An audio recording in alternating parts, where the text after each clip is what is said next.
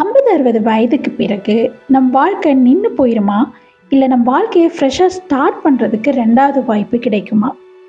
இந்த முதிர்ந்த காலம்தான் நான் வாழ்க்கையோட அழகான மிகவும் திருப்திகரமான கட்டம்னு நான் சொன்னால் நீங்கள் நம்புவீங்களா? என்னோட இணைஞ்சிருங்க இந்த வீடியோவில். நம்மளோட வயது முதிர்ந்த காலத்தில் நம் வாழ்க்கை நமக்கு தரக்கூடிய வாய்ப்புகள், சந்தோஷங்களை பற்றி பார்க்கலாம்.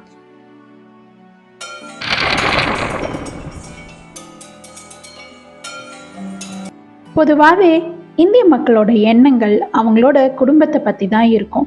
நம்ம குழந்தைங்கள வளர்க்குறதுக்காகவே நம்ம லைஃப்பில் டெடிகேட் பண்ணிடுறோம். ஆனால் நம்ம குழந்தைங்களுக்கு வேலை அமைஞ்சதும், திருமணம் ஆனதும் நம்ம வாழ்க்கையில் ஒன்றுமே இல்லாத மாதிரி ஆயிடுறோம். எப்போ பார்த்தாலும் சோகமாக, மனசு நிம்மதி இல்லாமல் ஆயிடும். ஆனால் உண்மையிலேயே எப்படி கேஜிஎஃப் படம் சாப்டர் 2 முடிஞ்ச சாப்டர் 3 ஸ்டார்ட் ஆகுதோ, அந்த மாதிரி நம்ம லைஃப்லையும் ஒரு புது சாப்டர் ஸ்டார்ட் ஆக போகுதுன்னு அர்த்தம். 40-50 வயதுக்கு அப்புறம் சாதனை புரிய ஆரம்பித்த சில பேர் பற்றி பார்க்கலாம். திருபாய் அம்பானி ஒரு சாதாரண குடும்பத்தில் பிறந்தவர்.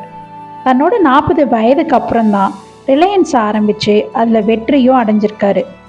சுதாமூர்த்தி அவர்களும் தன்னோட இந்த வயதிலையும் புத்தகங்கள் எழுதவும் சமூக சேவையில் ஈடுபடவும் ஓடிட்டே இருக்காங்க. இப்போது அவங்க எம்பியும் கூட. ரத்தன் டாட்டா கூட டாடா குரூப்ல இருந்து ரிட்டையர் ஆனதுக்கு அப்புறமும் ஓலா, பேடிஎம் மாதிரியான ஸ்டார்ட் அப்ஸ்க்கு இன்வெஸ்ட் பண்ணி பெரிய கனவுகளோட இருந்த இளைஞர்களுக்கு கை கொடுத்துருக்காரு. இந்த எடுத்துக்காட்டெல்லாம் கேட்குறப்போ இவங்கள மாதிரி என்கிட்ட பணம் இல்லையே, நான் என்ன பண்ணுறது அப்படின்னு நினைக்காதீங்க. மனம் இருந்தால் என்ன வேணாலும் சாதிக்கலாம். தமிழ் யூடியூப் சேனல்ஸில் டாப்பில் இருக்க வில்லேஜ் குக்கிங் சேனல் பற்றி நம்ம எல்லாருக்கும் தெரிஞ்சிருக்கோம். இதோட ஆணிவேர் இந்த பெரிய தம்பி தாத்தா தான். இவருக்கு வயசு தடையாக இருந்துச்சுன்னா இந்த சேனலை அவங்க ஸ்டார்ட் பண்ணியிருந்திருக்கவே முடியாது. இவ்வளோ என்னங்க, தமிழ்நாட்டோட பெருமை நம்ம ஏபிஜே அப்துல் கலாம் நம்மளை இன்ஸ்பயர் பண்ண ஆரம்பித்தது அவரோட முதுமை காலத்தில் தான். சரிங்க, இப்போ 50 வயதுக்கு அப்புறம் எப்படி வாழ்க்கையை அர்த்தம் உள்ளதா, சந்தோஷமானதா, மன திருப்தி நிறைஞ்சதா அமைச்சுக்க முடியும்னு பார்க்கலாம் வாங்க. முதுமைங்கிறது நம்மளோட வாழ்க்கையை நிற்கிற நேரம் கிடையாது. நம்மளோட தகுதியையும் ஆர்வத்தையும் திறமையையும் ஆராய்வதற்கான நேரம். முதல் குறிப்பு, நம்ம திறமைகளை பயன்படுத்தணும். நம்ம ஒரு சமையல்காரர்னா ஒரு டிஃபன் சென்டர் ஸ்டார்ட் பண்ணலாம். இல்லை நல்லா தைக்கக்கூடியவங்கன்னா ஒரு சின்ன தொழில் தொடங்கலாம். நமக்கு என்ன ஸ்கில் தெரியுமோ, என்ன திறமை தெரியுமோ அதை அடுத்த தலைமுறையினருக்கு கற்றுக் கொடுக்கலாம். ரெண்டாவது, புதிய திறமைகளை கற்றுக்கொள்தல். நம்மள ஒவ்வொருவருக்கும் இதை கற்றுக்கணும், அதை கற்றுக்கணும்னு நிறைய ஆசை இருக்கும். ஆனால் தன்னோட இளமை பருவத்தை குடும்பத்துக்காகவே அர்ப்பணிக்கிறவர்கள் தன்னோட 50க்கு அப்புறம் அவங்க நினச்சதை கற்றுக்கலாம்.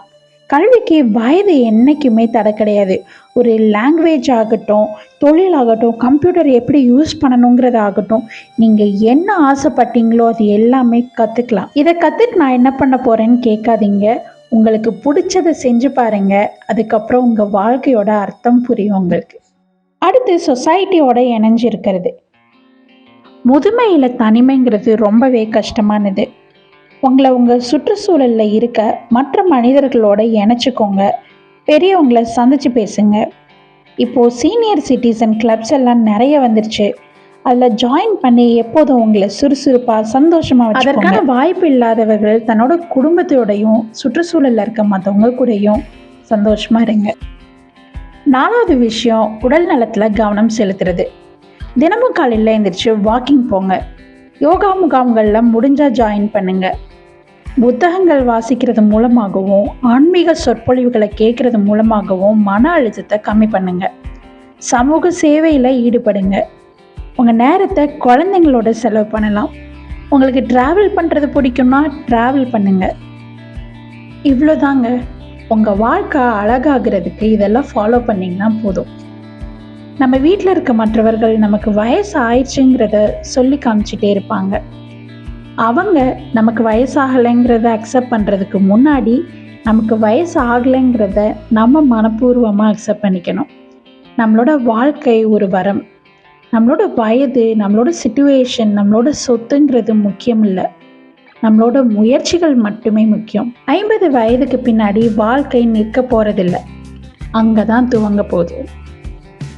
உங்கள் வீட்லேயும் உங்கள் ஊர்லேயும் உங்களை இன்ஸ்பயர் பண்ணக்கூடிய ஏதாவது முதியவர் இருக்காங்களா? அவங்கள பற்றி கமெண்ட்டில் சொல்லுங்கள்.